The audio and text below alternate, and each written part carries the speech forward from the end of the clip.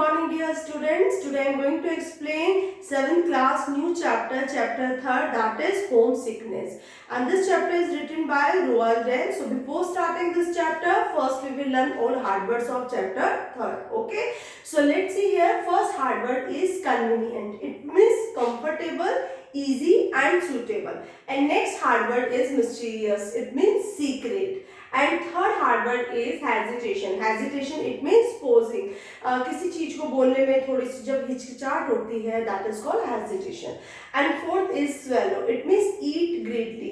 It means बहुत ही भूख के कारण जल्दी जल्दी से निकल कर खाना, that is called swallow. And fifth is boom. It means make a loud, deep, resonant sound. Okay, that is called boom.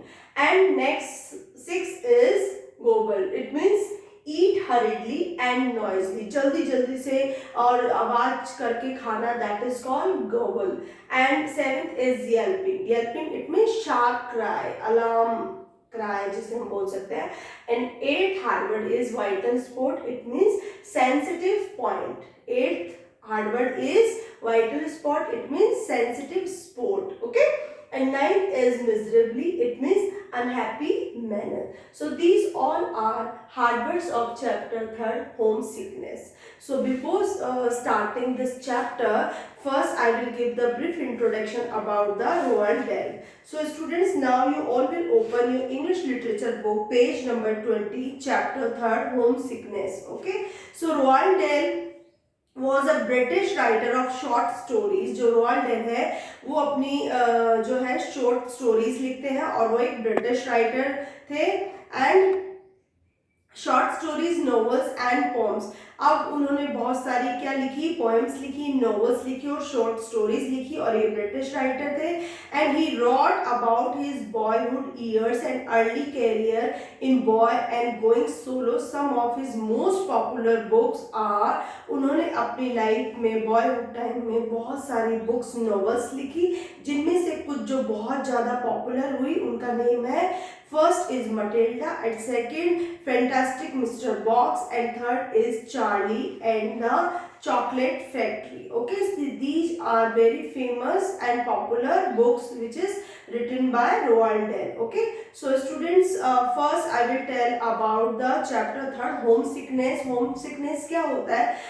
जब हम अपने घर से कहीं बहुत दूर चले जाते हैं, कोई भी बोर्डिंग स्कूल में, और हमें वहाँ रहकर अपने घर की बहुत ज़्यादा जब याद आती है, that is called homesickness. Okay. So this chapter I will start from para first. I was homesick during the whole of my first term at St. Peter's. Homesickness is a bit like seasickness. You don't know how awful it is till you get it, and when you do, it hits you right in the top of the stomach and you want to die.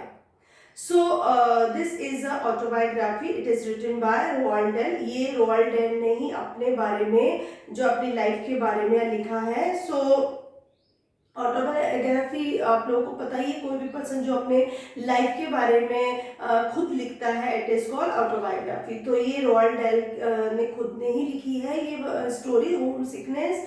और इसमें उन्होंने actually बताया है कि जब उनके first term थे और जब वो स्कूल में थे तो किस तरीके से वो होम सिकनेस उनको हो गया था और किस तरीके से उन्होंने क्या क्या किया, वो सारा कुछ इसमें एक्सप्लेन किया है. So I was home sick during the whole of my first term. अब यहाँ पर जो रोल्ड डेल है वो क्या बोल रहे हैं, ऑथर क्या बोल रहे हैं यहाँ पर कि मैं जब मेरे स्कूल के फर्स्ट टर्म थे और मैं सेंट पीटर स्कूल में पढ़ता था, तब मुझे क्या हो गया था, होम सिकनेस हो गया था. Home sickness as I told you, जब हम स्कूल से बाहर कहीं बोर्डिंग स्कूल में पढ़ते हैं और हमें बहुत ज़्यादा स्कूल की याद आती है और हम आ नहीं पाते हैं किसी भी प्रॉब्लम की वजह से, तो हम होम सिकनेस से के शिकार हो जाते हैं. तो यहाँ पर जो रोल्ड डेल है वो भी होम सिकनेस से शिकार हो जाते हैं. Home sickness is a bit like sea sickness, और जो होम सिकनेस है वो सी सिकनेस की तरह ही होती है. Sea sickness, what is the meaning of that? It means a feeling that you want to vomit because of the constant movement of the ship. Sea sickness it mean जब आप ship में बैठते हो, लंबा एक सफर करते हो, तो उसमें लगातार बैठने की वजह से क्या होता है कि हमारा वाटर में लगातार बैठे रहने की वजह से वॉमिटिंग जैसा मन हो जाता है, तो वो सी सिकनेस होता है। तो यहाँ पर ऑथर क्या बोल रहे हैं कि जो होम सिकनेस है वो सिकनेस की तरह ही होती है।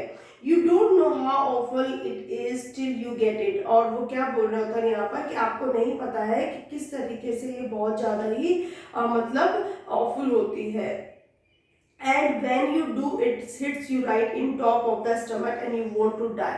और ऐसा फील होता है जब होम सिकनेस हो जाती है जैसे आपके पेट पर कोई हिट कर रहा हो और आप बिल्कुल मतलब आपके स्टमक पे कोई हिट करता हो और तुम बिल्कुल मरने जैसे वाले हो जाते हो। तो इस तरीके की होती है होम सिकनेस, जिसमें आप बहुत ज़्यादा ही परेशान हो जाते हो। The only comfort is that both homesickness and seasickness are instantly curable। अब यहाँ पर ऑथर क्या बोल रहे हैं, जो होम सिकनेस है और सी सिकनेस है both are curable। अब how वो कैसे है curable वो यहाँ बताएंगे।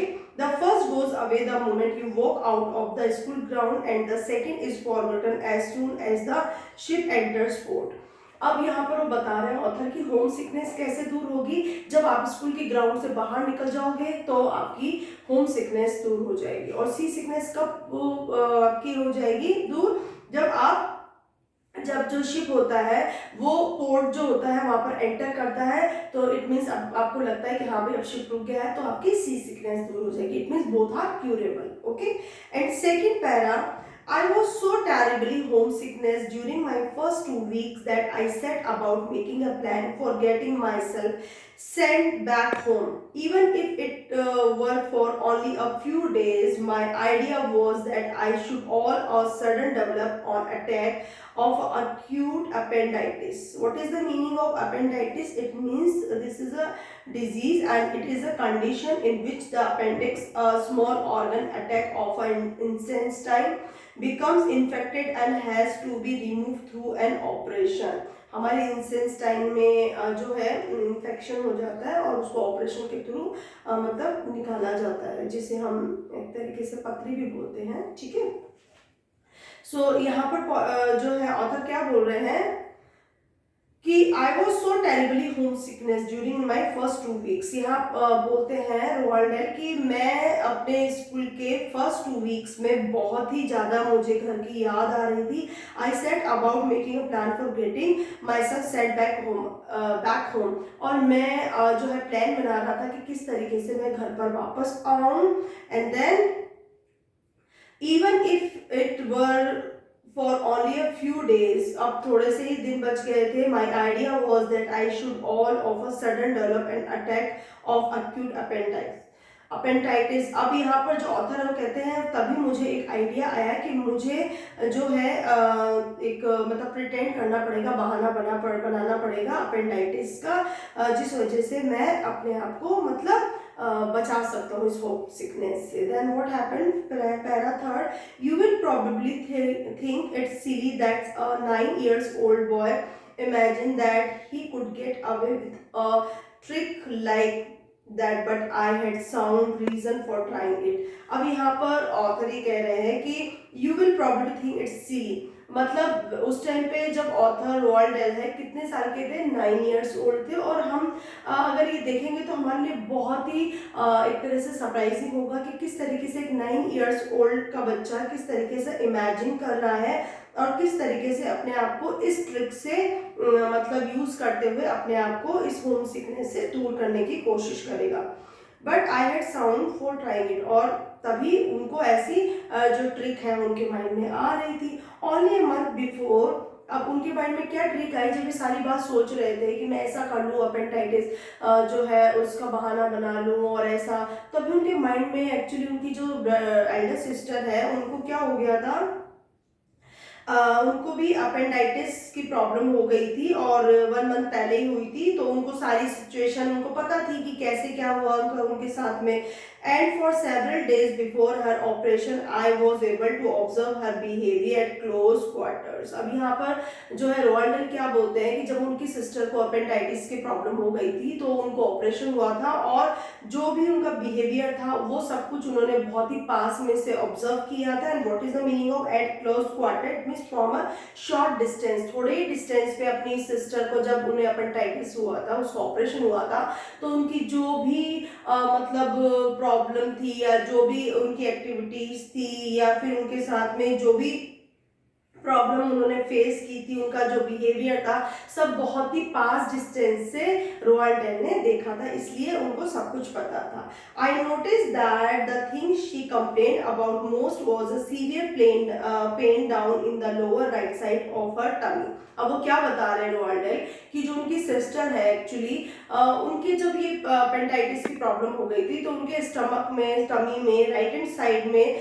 बहुत ज़्यादा सीवियर जो है पेन हो रहा था, वो उसकी कंप्लेन कर रही थी. और as well as this she kept being sick and refuse to eat and run a temperature. और साथ में ही वो उनकी जो सिस्टर है उनके बहुत ही ज़्यादा पेट में दर्द हुआ था और वो किसी भी चीज़ को खाने के लिए रिफ्यूज यानी मना कर रही थी. एंड रन अ टेम्परेचर, और उनका जो टेम्परेचर है बढ़ता जा रहा था, उनका फीवर बढ़ता जा रहा था. इट मीन्स वो सारी कंडीशन उन्होंने रोवाल्ड डेल ने बहुत पास में से ऑब्जर्व की थी, इसलिए उनको पता था कि अगर मैं अपेंडाइटिस का बहाना करूंगा तो मुझे सारा कुछ पता है कि मुझे किस तरीके से प्रिटेंड करना है. तो यहाँ पर जो रोवाल्ड डेल है वो एक्चुअली किस चीज का बहाना करके होम सिकनेस से छुटकारा पाना चाहते थे?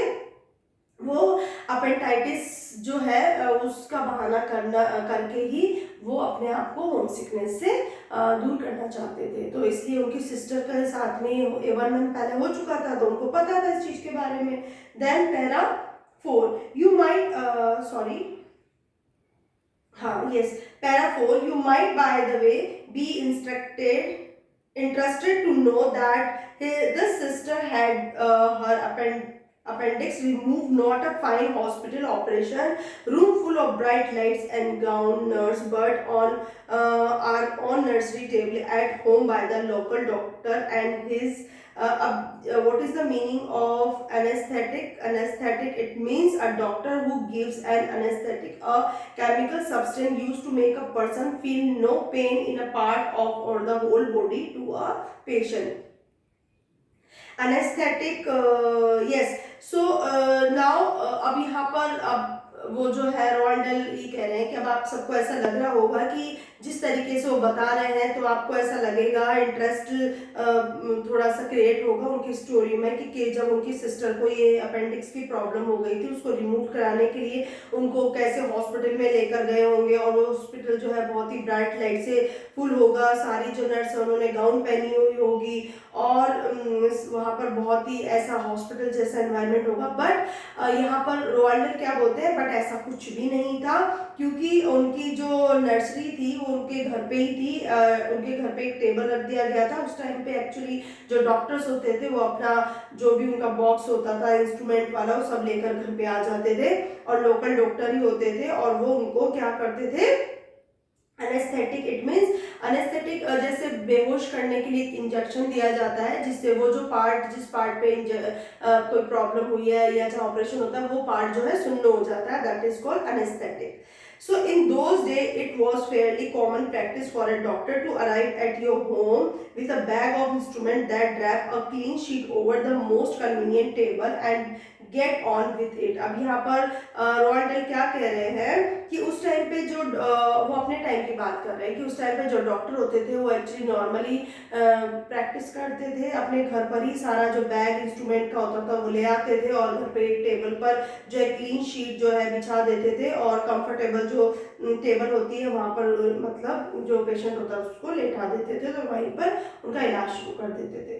Now para 5, on this occasion I can remember lurking in the corridor outside the nursery while the operation was going on. My other sister were with me and we stood there spellbound listening to the soft medical murmur coming from behind the locked door and picturing the patient with her stomach sliced open. We could even smell the sickly fumes of either filtering through the crack under the door. अब in this paragraph author is telling that in this occasion, अब वो क्या बता रहे हैं, जब उनके sister का ऑपरेशन हुआ था तो वहां पर कैसा उन्होंने देखा था।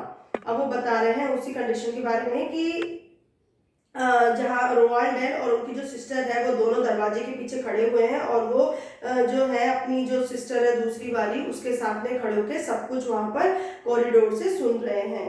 अब वो क्या सुन रहे हैं, what is the meaning of lurking, it means waiting quietly and secretly specially before doing something bad. तो कुछ भी बैड होने से पहले जो आप धीरे से आपको आवाज आती है, सुनते हो जिस चीज को, उसके बारे में वो उनकी जो दूसरी वाली सिस्टर है वो दोनों सुनते हैं और वो दोनों दरवाजे के पीछे छुपे हुए हैं। Spell bound it means fascinated, दोनों के दोनों बहुत ज्यादा इस चीज को जानने के लिए फैसिनेटेड थे कि आखिर वो क्या बातें हो रही है अंदर।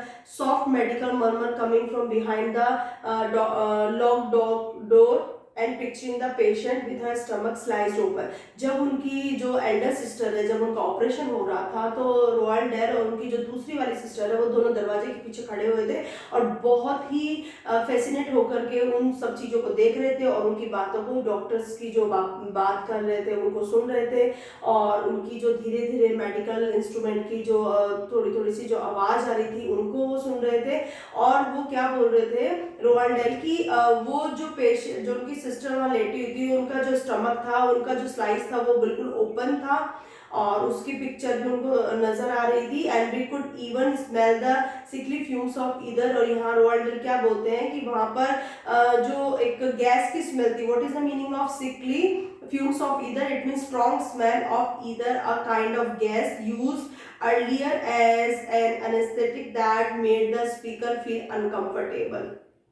तो यहाँ पर जो ऑथर है वो क्या कह रहे हैं कि वहां पर एक जो है बहुत ही अजीब सी गैस जो है उसकी स्मेल आ रही थी और वो किससे फिल्टर होकर के आ रही थी, जो डोर दरवाजे उन पे क्रैक, आज भी हम देखते हैं कई दरवाजों पे क्रैक बने हुए रहते हैं, तो उस जो क्रैक में से होकर के वो जो गैस की स्मेल थी वो बाहर आ रही थी। क्योंकि जब जो पेशेंट होता है उसको बेहोश करने के लिए जो इंजेक्शन और जो दी जाती मेडिसिन, तो उसकी जो स्मेल थी वो स्मेल जो है बाहर की साइड जहां पर कि रोयल डेल अपनी दूसरी सिस्टर के साथ खड़े हुए थे वो स्मेल बाहर आ रही थी।